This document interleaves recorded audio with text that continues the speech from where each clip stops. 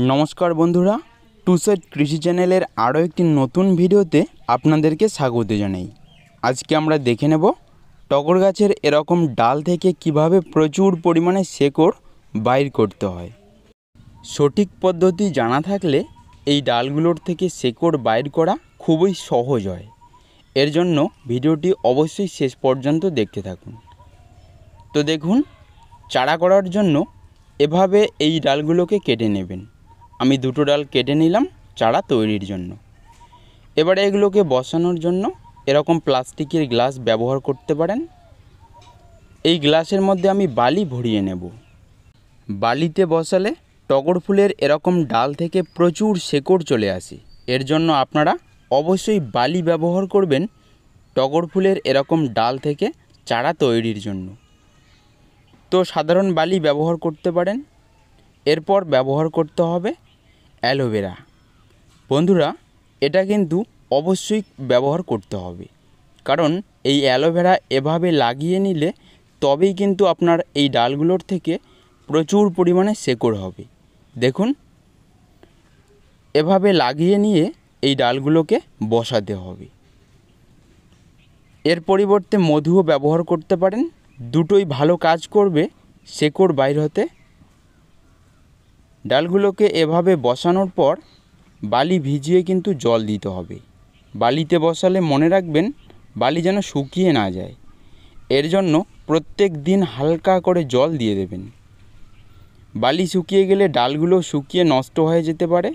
এর জন্য ছায়াযুক্ত স্থানে এখন এই ডালগুলোকে রেখে প্রত্যেক দিন স্প্রের মাধ্যমে বালিটিকে হালকা করে ভিজিয়ে নেবেন, তাহলেই কিন্তু হয়ে যাবে। টগর ফুলের এই ডালগুলো বসালে 20 থেকে 25 দিনের মধ্যেই কিন্তু শেকড় চলে আসবে। তবে আমি আরও কিছুদিন অপেক্ষা করেছি যাতে আমার শেকড়গুলো একটু বড় হয়। তো এবারে আমি এই চারাগুলোকে এখান থেকে তুলে নিয়ে দেখব যে কীরকম শেকড় হয়েছে। চারাগুলো লাগানোর জন্য এখন কিন্তু এই বালিটিকে অবশ্যই সরিয়ে ফেলতে হবে। বালিতে চারা করলে কখনোই বালি সমেত আপনারা এই চারাগুলোকে রোপণ করবেন না, না হলে কিন্তু পরবর্তীতে চারাগুলো মারা যাবে। দেখুন এভাবে পরিষ্কার করে এই বালিগুলোকে ফেলে দিয়ে চারাটিকে রোপণ করতে পারেন। খুব সুন্দর শেকড় হয়েছে। বন্ধুরা এই পদ্ধতিতেই কিন্তু নার্সারিতে চারা করেন ডাল থেকে। তো এই পদ্ধতিগুলো আমরা অনেকেই জানি না বলে আমাদের ক্ষেত্রে একটু কঠিন মনে হয়, কিন্তু খুবই সহজ এভাবে চারা করা। দেখুন দুটো ডাল থেকেই আমার প্রচুর পরিমাণে শেকড় হয়েছে। তো যে কোনো ডাল থেকে প্রথমে আপনারা এভাবেই শেকড় বাইর করে নিয়ে তারপর এই চারাগুলোকে একটি সাধারণ সয়েল মিক্সের মধ্যে রোপণ করতে পারেন।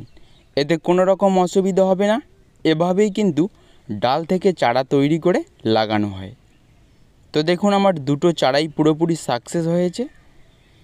এই পদ্ধতি কাজে লাগিয়ে আপনাদের বাড়িতে যে ভ্যারাইটির এই টগর গাছ থাকুক না কেন সেখান থেকে ডাল কেটে নিয়ে এভাবে চারা কিন্তু করতে পারেন। তো এই ছিল ভিডিও। ধন্যবাদ।